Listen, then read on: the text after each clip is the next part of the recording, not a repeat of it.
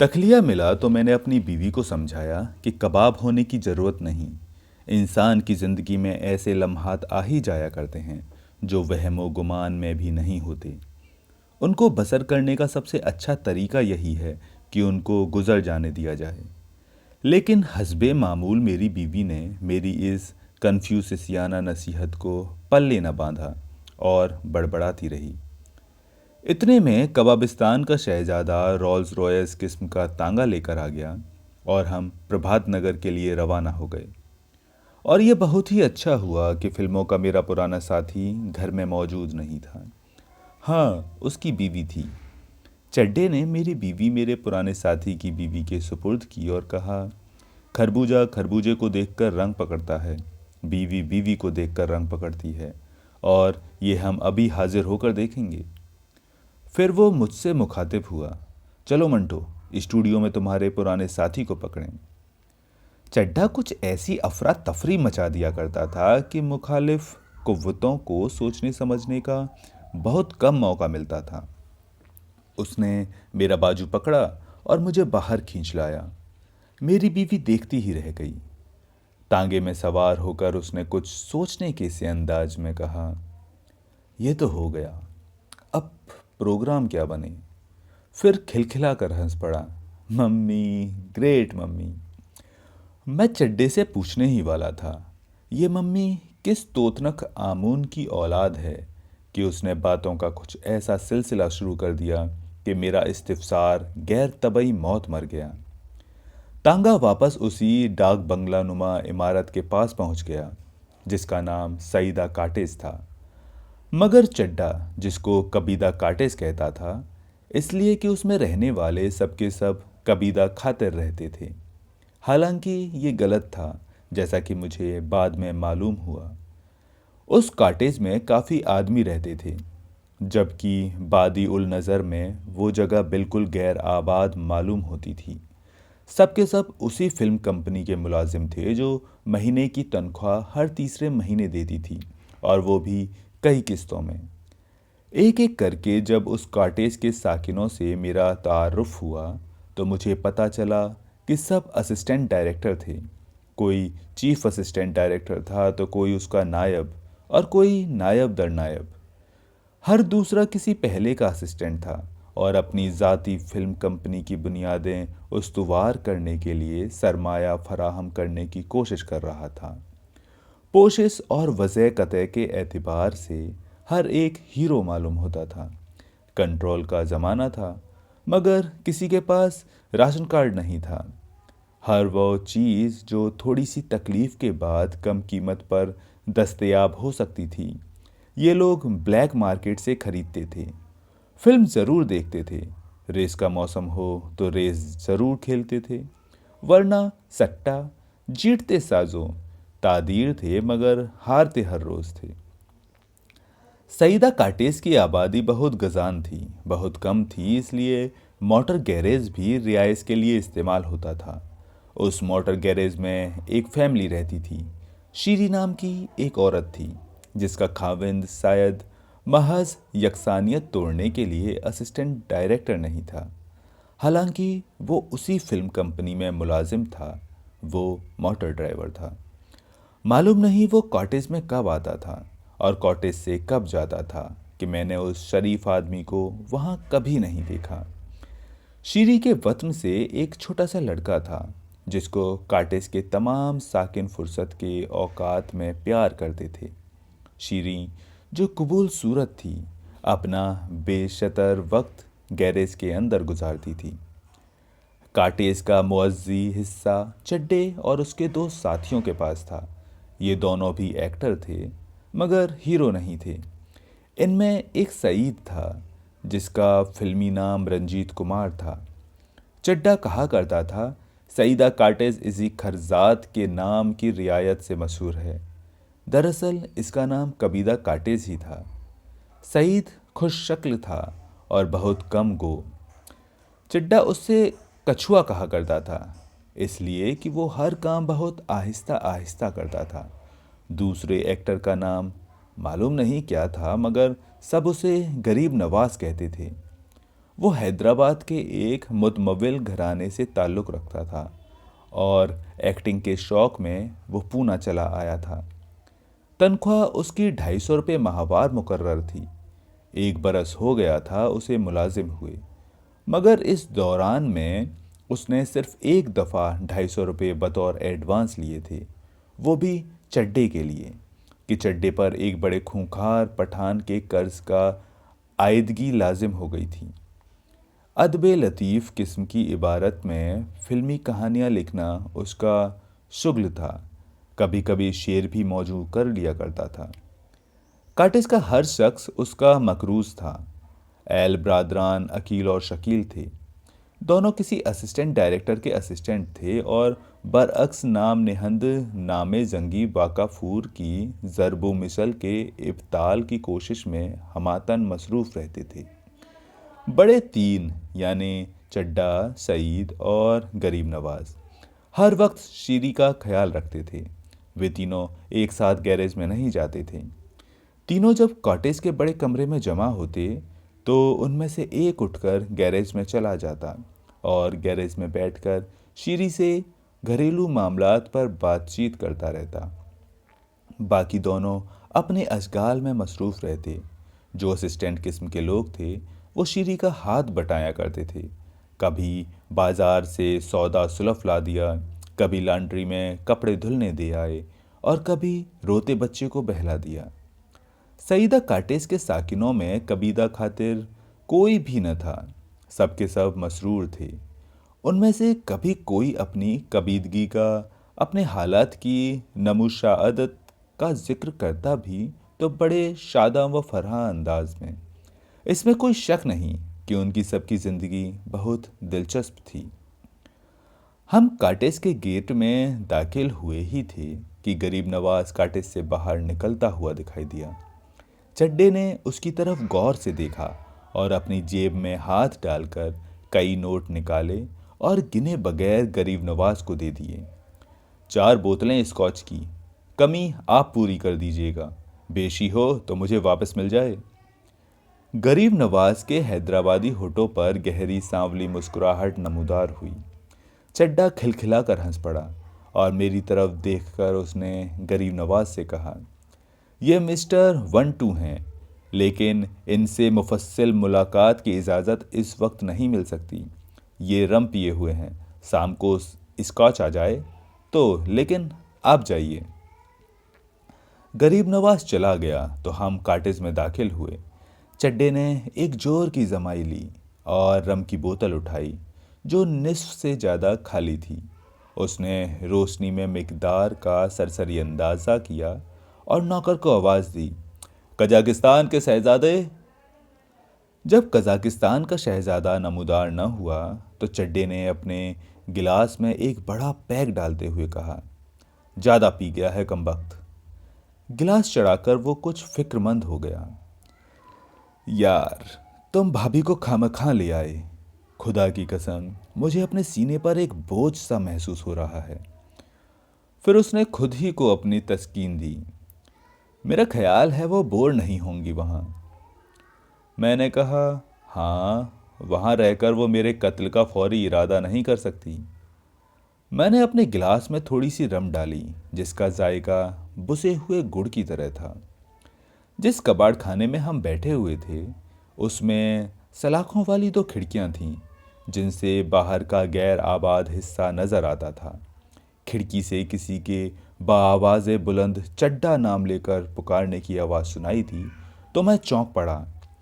मैंने गर्दन घुमाकर देखा तो म्यूज़िक डायरेक्टर वनकुत्रे दिखाई दिया। कुछ समझ में नहीं आता था कि वनकुत्रे किस नस्ल का है, मंगोली है, आर्य है या क्या भला है। कभी कभी उसके किसी खद्दोखाल को देखकर आदमी किसी नतीजे पर पहुंचने ही वाला होता कि तकाबुल में कोई और ऐसा नक्श नज़र आ जाता था कि फौरन ही नए सिरे से गौर करना पड़ जाता था। वैसे वो मरहटा था, मगर शिवाजी की तीखी नाक के बजाय उसके चेहरे पर बड़े हैरतनाक तरीके पर मुड़ी हुई चपटी नाक थी जो उसके ख्याल के मुताबिक उन सुरों के लिए बहुत ज़रूरी थी जिनका ताल्लुक बराहे रास्त नाक से होता है। वन कुतरे ने मुझे देखा तो चिल्लाया, मंटो, मंटो सेठ। चड्डे ने वन कुतरे से भी ज्यादा ऊंची आवाज में चिल्लाकर कहा, सेठ की ऐसी तैसी, चल अंदर आ। वन कुतरे फौरन अंदर आ गया। उसने अपनी जेब में से हंसते हुए रम की एक बोतल निकाली और तिपाई पर रख दी। मैं साला उधर मम्मी के पास गया। वो बोला, तुम्हारा फ्रेंड आयला। मैं बोला, साला ये फ्रेंड कौन होने को हो सकता है? साला मालूम न था सालो मंटो है। चड्डे ने वन कुतरे के कद्दू पर ऐसे से सिर पर एक धौल जमाई। अब चिपक साले कि तू रम ले आया। बस ठीक है। वन कुतरे ने अपना सिर सहलाया और मेरा खाली गिलास उठाकर अपने लिए पैक तैयार किया। मंटो, ये साला सुबह मिलने ही कहने लगा, आज पीने को जी चाहता है। मैं एकदम कड़का, सोचा क्या करूं। चड्डे ने एक और धप्पा वन कुतरे के सिर पर जमाया। चल बे, जैसे तूने कुछ सोचा ही होगा। सोचा नहीं तो साला ये इतनी बड़ी बाटली कहां से आ गया? तेरे बाप ने दिया मुझको। और वन कुतरे ने एक ही जोरे में अपना गिलास खाली कर दिया। चड्डे ने वन कुतरे की बात सुनी अनसुनी कर दी और पूछा, तू ये बता, मम्मी क्या बोली? बोली थी वहां एल्मा कब आएगी? और हाँ, वो प्लेटिनम ब्लॉन्ड। वन कुतरे ने जवाब में कुछ कहना चाहा, मगर चड्डे ने मेरा बाजू पकड़कर फौरन ही कहना शुरू कर दिया, मंटो, खुदा की कसम, क्या चीज़ है। सुना करते थे कि एक शय प्लेटिनम ब्लॉन्ड भी होती है, मगर देखने का इत्तेफाक कल हुआ। बाल जैसे चांदी के महीन तार। ग्रेट, खुदा की कसम मंटो, बहुत ग्रेट। मम्मी जिंदाबाद। फिर चड्डे ने कहर आलूद निगाहों से वन कुतरे की तरफ देखा और कड़क कर कहा, कनकुतरे के बच्चे, नारा क्यों नहीं लगाता, मम्मी जिंदाबाद। चड्डे और वन कुतरे दोनों ने मिलकर मम्मी जिंदाबाद के कई नारे लगाए। इसके बाद वन कुतरे ने फिर चड्डे के सवालों का जवाब देना चाहा, मगर चड्डे ने उसे खामोश कर दिया। छोड़ यार, मैं जज्बाती हो गया हूँ। इस वक्त मैं ये सोच रहा हूँ कि आमतौर पर माशूक के बाल स्याह होते हैं, जिन्हें काली घटा से तशबीह दी जाती रही है, मगर यहाँ कुछ और ही सिलसिला है। फिर वो मुझसे मुखातिब हो गया, मंटो, बड़ी गड़बड़ हो गई है। उसके बाल चांदी के तारों जैसे हैं। चांदी का रंग भी नहीं कहा जा सकता। मालूम नहीं प्लेटिनम का रंग कैसा होता है, मैंने ये धातु देखी नहीं है। कुछ अजीब सा रंग है उसके बालों का। फौलाद और चांदी को मिला दिया जाए तो शायद, और उसमें साली थोड़ी सी 3x रम मिक्स कर दी जाए। वन कुतरे ने दूसरा पैक खत्म किया। चड्डे ने भिन्ना कर वन कुतरे को एक फरबा अदाब गाली दी, बकवास न कर। फिर चड्डे ने बड़ी रहम अंगेज नज़रों से मेरी तरफ देखा। मैं वाकई जज्बाती हो गया हूँ। हाँ, वो रंग, खुदा की कसम, लाजवाब रंग है। वो तुमने देखा है, वो जो मछलियों के पेट पर होता है? नहीं नहीं, मछलियों के पेट पर नहीं, मछली के पूरे जिस्म पर होता है।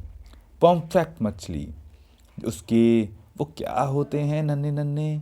नहीं नहीं, सांपों के वो नन्हे नन्हे खपरे। हाँ, खपरे, बस उनका रंग, खपरे। ये नाम मुझे एक हिंदुस्तोड़े ने बताया था। इतनी खूबसूरत चीज़ और ऐसा वाहियात नाम। पंजाबी में हम इन्हें चाने कहते हैं। चाने में चंचनाहट है, वही, बिल्कुल वही जो उसके बालों में है। उसकी लटें नन्ही नन्ही सपोलियाँ मालूम होती हैं जो लोट लगा रही हों। चड्डा एकदम उठ बैठा, सपोलियों की ऐसी तैसी। मैं जज्बाती हो गया हूँ। वन कुतरे ने बड़े भोले अंदाज में पूछा, वो क्या होता है? चड्डे ने जवाब दिया, सेंटिमेंटल। लेकिन साला तू क्या समझेगा, बालाजी बाजीराव और नाना फड़नवीस की औलाद। वन कुतरे ने अपने लिए एक और पैक बनाया और मुझसे मुखातिब हुआ, ये साला चड्डा समझता क्या है? मैं इंग्लिश नहीं समझता हूँ। साला मैं मैट्रिकुलेट हूँ। साला मेरा बाप मुझसे बहुत मोहब्बत करता था। उसने, चड्डे ने चिढ़कर कहा, उसने तुझे तानसेन बना दिया। उसने तेरी नाक मरोड़ दी कि तेरे अंदर के निकोड़े सर आसानी से बाहर निकल सकें। बचपन ही में उसने तुझे ध्रुपद सिखा दिया था और दूध पीने के लिए तू मियाँ की तोड़ी में रोया करता था। और तूने पहली बार पट दीपकी में की थी और तेरा बाप जगत का उस्ताद था, बैजू बावरे के भी कान काटता था और तू आज अपने बाप के कान काटता है, इसलिए तेरा नाम कनकुतरे है। फिर चड्डा मुझसे कहने लगा, मंटो, ये साला जब भी पीता है अपने बाप की तारीफें शुरू कर देता है। इसका बाप इससे मोहब्बत करता था तो साला उसने मुझ पर क्या एहसान कर दिया। उसने साला इसको मैट्रिकुलेट बना दिया तो साला क्या मैं अपने बीए की डिग्री फाड़ के फेंक दूं। वनकुतरे ने चड्डे की बौछार की मुदाफात करनी चाहिए, मगर चड्डे ने उसको बोलने ही ना दिया। चुप रह कनकुतरे, मैं कह चुका हूं कि सेंटिमेंटल हो गया हूं। हाँ, वो रंग पॉम्फ्रेट मछली के, नहीं नहीं, सांप के नन्हे नन्हे खपरे, बस उन्हीं का रंग। मम्मी ने खुदा मालूम अपनी बीन पर कौन सा राग बजाकर इस नागिन को बाहर निकाला है। वन कुतरे ने कुछ सोचते हुए कहा, तुम पेटी मंगवाओ, मैं बजाता हूँ। चड्डा खिलखिलाकर हंसने लगा। बैठ बे मैट्रिकुलेट के चॉकलेट। उसने रम की बोतल में से रम के वाकियात अपने गिलास में उड़ेले और मुझसे कहा, मंटो, अगर यह प्लेटिनम ब्लॉन्ड ना पटी तो मिस्टर चड्डा हिमालय की पहाड़ की किसी ऊंची चोटी पर धुनी रमा कर बैठ जाएंगे। और उसने गिलास खाली कर दिया। वनकुतरे ने अपनी लाई हुई बोतल खोलनी शुरू की। मंटो, मुल्गी एकदम चांगली है। मैंने कहा, कभी देख लेंगे। चड्डा फौरन बोला, कभी क्यों, आज ही। आज रात मैं एक पार्टी दे रहा हूँ। ये बहुत ही अच्छा हुआ मंटो कि तुम आ गए और तुम्हारी वजह से श्री 108 मेहता जी ने एडवांस भी दे दिया है, वरना बड़ी मुश्किल हो जाती। आज की रात। और चड्डे ने बड़े भौंदे सुरों में गाना शुरू कर दिया। आज की रात साजे दर्द न छेड़। वनकुतरे म्यूजिक डायरेक्टर बेचारा चड्डे की इस जाति पर सदाए एहतिजाज बुलंद करने ही वाला था कि गरीब नवाज और रंजीत कुमार आ गए। दोनों के पास स्कॉच की दो दो बोतलें थीं। दोनों ने बोतलें हिफाजत से एक किनारे पर रख दी। रंजीत कुमार ने मेरे अच्छे खासे मरासिम थे, मगर बेतकल्लुफ़ी नहीं थी। थोड़ी देर हमने आप कब आए, आज ही आया, ऐसी रस्म गुफ्तगू की और फिर गिलास टकरा कर पीने में मशगूल हो गए। चिड्डा वाकई बहुत जज्बाती हो गया था। अब वो हर बात में उस प्लेटिनम ब्लॉन्ड का जिक्र ले आता था। रंजीत कुमार रम की चौथाई बोतल चढ़ा गया था। गरीब नवाज ने 3 तगड़े पैक पी लिए थे। नशे के मामले में उन सब की सतह अब तकरीबन एक जैसी थी। मैं तहम्मुल से धीरे धीरे बहुत ज़्यादा पीने का आदी हूँ, इसलिए मेरे जज्बात मुतदिल थे। मैंने उनकी गुफ्तगू से अंदाज़ा लगाया कि वे चारों उस लड़की पर बहुत बुरी तरह फरेफ्ता हैं जो मम्मी ने कहीं से पैदा की है। उस नायाब दाने का नाम फीलस था और वो पुणे के किसी हेयर ड्रेसिंग सैलून में मुलाजिम थी। उसकी उम्र 14-15 बरस के करीब थी और आमतौर पर उसके साथ एक हिजड़ानुमा लड़का रहता था। गरीब नवाज तो यहाँ तक उस पर गर्म था कि हैदराबाद में अपने हिस्से की जायदाद बेचकर दांव पर लगाने के लिए तैयार था। चड्डे के पास तुर्प का सिर्फ एक पत्ता था, उसका कबूल सूरत होना। वन कुतरे का बजौम खुद ये ख्याल था कि उसकी पेटी सुनकर वो परी शीशे में उतर आएगी, और रंजीत कुमार जारहाना इकदाम ही को कारगर समझता था। लेकिन सब यही सोचते थे कि देखें मम्मी किस पर मेहरबान होती हैं। इन सब बातों से मैंने ये अंदाज़ा लगाया था कि उस प्लेटिनम ब्लॉन्ड को, जिसका नाम फीलस था, वो औरत जिसे मैंने चड्डा के साथ तांगे में देखा था, किसी एक के हवाले कर सकती है। फीलस की बातें करते करते चड्डे ने अचानक अपनी घड़ी देखी और मुझसे कहा, जहन्नम में जाए वो लौंडिया, चलो यार, भाभी वहाँ कबाब हो रही होंगी। यार मैं कहीं वहाँ भी सेंटिमेंटल ना हो जाऊं। खैर तुम संभाल लेना। अपने गिलास के आखिरी चंद कतरे हलक में टपका कर उसने नौकर को आवाज दी, मिस्र के शहजादे। मम्मियों के मुल्क मिस्र का शहजादा आंखें मलता हुआ नमूदार हुआ, जैसे किसी ने उसको सदियों के बाद खोद खोद के बाहर निकाला हो। चड्डे ने इसके चेहरे पर मेरे गिलास में से रम के कई छींटे मारे और कहा, 2 अदद तांगे ले आओ, मिस्र रथ मालूम हो। तांगे आ गए और हम चारों उन पर लदकर प्रभात नगर रवाना हो गए। फिल्मों का मेरा पुराना साथी हरीश घर पर मौजूद था और मेरा इंतज़ार कर रहा था। उस दूर दराज जगह पर भी उसने मेरी बीवी की खातिर मदारात में कोई दकीफ़ा फिरोगुजास्त नहीं किया था। चड्डे ने आंखों के इशारे से हरीश को सारा मामला समझा दिया और ये बहुत कारआमद साबित हुआ। हरीश ने औरतों का माहिर नफ्सियात बनकर हम सब की मौजूदगी से बड़ी पुरलुफ्त बातें की और फिर यकायक मेरी बीवी से दरख्वास्त की कि वो उसकी शूटिंग देखने चले, जो उसी रात होने वाली थी। मेरी बीवी ने, जिसका वक्त हरीश के घर में कुछ अच्छा ही कटा था, पूछा, कोई गाना फिल्मा रहे हैं आप? हरीश ने जवाब दिया, जी नहीं, गाना तो कल फिल्माया जाएगा। तो ठीक है, आप कल चलिएगा। हरीश की बीवी, जो शूटिंग देख देख कर और दिखा दिखा कर आजिज आ चुकी थी, ने फौरन मेरी बीवी से कहा, हाँ कल ठीक रहेगा, आज तो वैसे भी आपको सफ़र की थकान होगी। हम सब ने इत्मीनान का सांस लिया। हरीश ने फिर कुछ देर पुरलुत्फ बातें की और आखिर में मुझसे कहा, चलो यार, तुम मेरे साथ चलो। उसने मेरे तीनों साथियों की तरफ देखा। मंटो मेरे साथ चल रहा है। हमारे सेठ साहब को एक कहानी की ज़रूरत है और मैं मंटो के बारे में बात कर चुका हूँ। मैंने अपनी बीवी की तरफ देखा, भाई इनसे इजाज़त तो ले लो। मेरी बीवी जाल में फंस चुकी थी। उसने कहा, मैंने बॉम्बे से चलते वक्त इनसे कहा भी था कि अपना डॉक्यूमेंट के साथ ले चलिए, पर इन्होंने मेरी एक न मानी। अब ये कहानी क्या सुनाएंगे? हरीश ने फौरन कहा, यार तुम भी अजीब गैर जिम्मेदार आदमी हो, कहानी ज़बानी सुना सकते हो?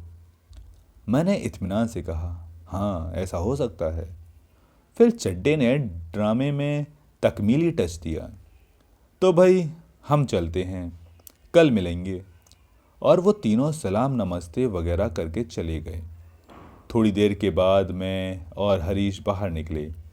तांगों के अड्डे के बाहर चड्डे ने हमें देखते ही जोर का नारा लगाया, राजा हरीशचंद्र जिंदाबाद। हरीश के सिवा हम चारों मम्मी के घर की तरफ रवाना हो गए। हरीश को अपनी एक दोस्त के यहाँ जाना था। वो भी एक कॉटेज थी। शक्ल सूरत और साख्त के एतबार से सईदा कॉटेज जैसी, मगर इतनी साफ सुथरी कि मम्मी के सलीके और करीने का पता चलता था। फर्नीचर मामूली था, मगर जो चीज़ जहाँ थी सजी हुई थी। प्रभात नगर से चलते वक्त मैंने सोचा था कि कोई कहवा खाना होगा, मगर उस घर की किसी चीज़ से भी वसारत को ये शक नहीं होता था कि वो घर वैसा ही शरीफाना था जैसा कि एक औसत दर्जे के ईसाई का घर होता है, बल्कि वो घर मम्मी की उम्र के मुकाबले से जवान दिखाई देता था। उस पर वो मेकअप नहीं था जो मैंने मम्मी के झुर्री वाले चेहरे पर देखा था। जब मम्मी ड्राइंग रूम में आई थीं तो मैंने सोचा था कि गिरदो पेश की जितनी चीज़ें हैं वे आज की नहीं, बहुत बरसों की हैं। वे वैसी की वैसी पड़ी रही हैं, उनकी उम्र वही की वहीं रही है, सिर्फ मम्मी उनके आगे निकलकर बूढ़ी हो गई है। जब मैंने मम्मी के गहरे और शोख मेकअप की तरफ देखा था तो मेरे दिल में न जाने क्यों ये ख्वाहिश पैदा हुई थी कि वो भी अपने गिरदो पेश के माहौल की तरह संजीदा व मतीन तौर पर जवान बन जाए। चड्डे ने मम्मी से मेरा तारुफ कराया, जो बहुत मुख्तसर था, और इख्तिसार ही के साथ उसने मम्मी के मुत्तलिक मुझसे कहा, ये मम्मी हैं, द ग्रेट मम्मी। मम्मी अपनी तारीफ सुनकर मुस्कुरा दी। मेरी तरफ देख कर उसने चड्डे से अंग्रेजी में कहा, तुमने चाय मंगवाई थी? हस्बे मामूल निहायत अफरा तफरी से मालूम नहीं उन्हें पसंद भी आई होगी या नहीं। फिर वो मुझसे मुखातिब हुआ, मिस्टर मंटो, मैं बहुत शर्मिंदा हूँ। असल में सारा कसूर तुम्हारे दोस्त का है, जो मेरा नाकाबिले इस्लाह लड़का है। मैंने मुनासिब व मौजू अल्फाज में चाय की तारीफ़ की और शुक्रिया अदा किया। मम्मी ने मुझे फिजूल की तारीफ़ से मना किया और चड्डे से कहा, रात का खाना तैयार है और ये मैंने इसलिए तैयार किया है कि तुम ऐन वक्त के वक्त मेरे सिर पर सवार हो जाओगे। चड्डे ने मम्मी को गले से लगा लिया। You are a jewel mummy, ये खाना अब हम खाएंगे। मम्मी ने चौंक कर पूछा, क्या मतलब? नहीं, हरगिज नहीं। चड्डे ने कहा, हम मिसेस मंटो को प्रभात नगर छोड़ आए हैं। मम्मी चिल्लाई, खुदा तुम्हें गारत करे, ये तुमने क्या किया? चड्डा खिलखिला कर हंसा, आज रात पार्टी जो होने वाली थी वो तो मैंने मिसेस मंटो को देखते ही अपने दिल में कैंसिल कर दी थी। मम्मी ने अपना सिगरेट सुलगाया। चड्डे का दिल डूब गया। अब खुदा तुम्हें गारत करे, और ये सब प्लान हमने सिर्फ उस पार्टी के लिए बनाया था। वो कुर्सी पर या सजदा होकर बैठ गया और कमरे के हर जर्रे से मुखातिब होकर कहने लगा, लो, सारे ख्वाब मलियामेट हो गए। प्लेटिनम ब्लॉन्ड, औंधे सांप के नंगे नन्हे नन्हे खपरों जैसे रंग वाले बाल। एकदम वो उठा और उसने मम्मी को बाजुओं से पकड़ लिया। कैंसिल की थी, अपने दिल में कैंसिल की थी ना। लो, मैं तुम्हारे दिल पर साद बना देता हूँ। और उसने मम्मी के दिल के मुकाम पर अपनी एक उंगली से बहुत बड़ा साद बना दिया और बाआवाज़े बुलंद पुकारा, हुर्रे। मम्मी मुत्तालिका लोगों को इत्तला पहुंचा चुकी थी कि पार्टी मनसूख हो चुकी है। मैंने महसूस किया कि वो चड्डे को दिलगीर करना नहीं चाहती थी, इसलिए उसने सबसे शफ़क़त से चड्डे के गाल थपथपाए और कहा, तुम फिक्र न करो, मैं अभी इंतज़ाम करती हूँ। और वो इंतज़ाम करने बाहर चली गई। चड्डे ने खुशी का एक नारा बुलंद किया और वन कुतरे से कहा, जनरल वन कुतरे, जाओ हेड क्वार्टर से सारी तोपें ले आओ। वन कुतरे ने सैल्यूट किया और हुक्म की तामील के लिए चला गया। सईदा काटेज बिल्कुल पास थी। वन कुतरे 10 मिनट के अंदर अंदर स्कॉच की बोतलें लेकर वापस आ गया। उसके साथ चड्डे का नौकर भी था। चड्डे ने नौकर को देखा तो उसका इस्तकबाल किया। आओ आओ कुहकाफ के शहजादे, वो सांप के खपरों जैसे रंग के बालों वाली लौंडी आ रही है, तुम भी किस्मत आजमाई कर लेना। रंजीत कुमार और गरीब नवाज दोनों को चड्डे की ये चलाए आम है याराने नुक्ता दां के लिए वाली बात बहुत नागवार मालूम हुई। दोनों ने मुझसे कहा कि ये चड्डे की बहुत बेहूदगी है। इस बेहूदगी को उन्होंने बहुत महसूस किया था। चड्डा हस्बे आदत अपनी हाँकता रहा और वे दोनों एक कोने में बैठे एक दूसरे से अपने अपने दुख का इजहार करते रहे।